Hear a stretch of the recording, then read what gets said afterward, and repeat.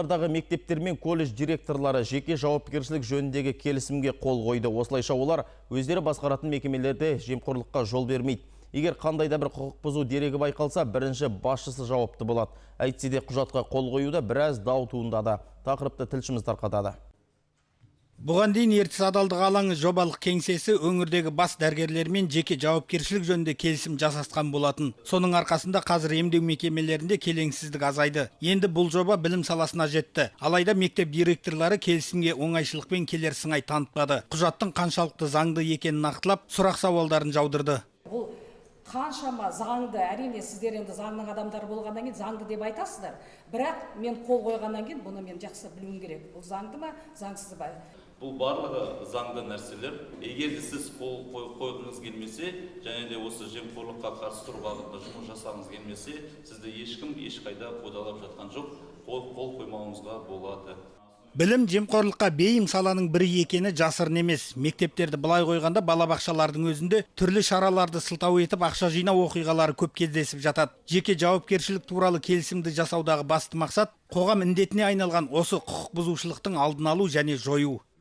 Мектеп ремонт жасау керек, шараларды түрлі өткізу керек. Соған байланысты енді ата-аналар тарапынан жиі біздің сенім телефонымызға әртүрлі арыздар, немесе хабарламалар түсіп жатады. Мектептерде заңсыз ақша жинау. Енді көбінесе қазір балабақша выпуск болып жатыр, шығайын деп жатыр, мектептерде 4-ші сыныптар. Енді ата-аналар былай қарағанда екі топқа бөлінеді өздері. Ата-аналардың бір тобы ақша жинауға өздері бастамашыл болса, оған қарсы болатын да тараптар бар. Көбінесе солар шағым түсіреді. 5 мыңнан 15 мыңға дейін жинап жатқандар болады. Сондықтан да бұл мәселелерді барлығын заңдастыруға қажет.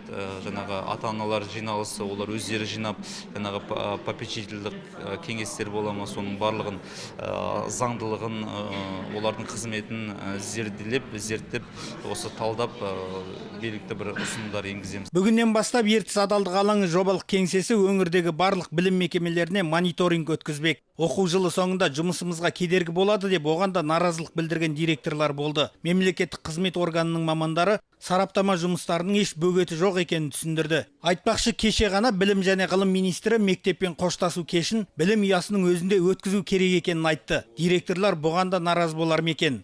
Есенбек Санатұлы, Қанат Ахметжанов, Ертіс ақпарат.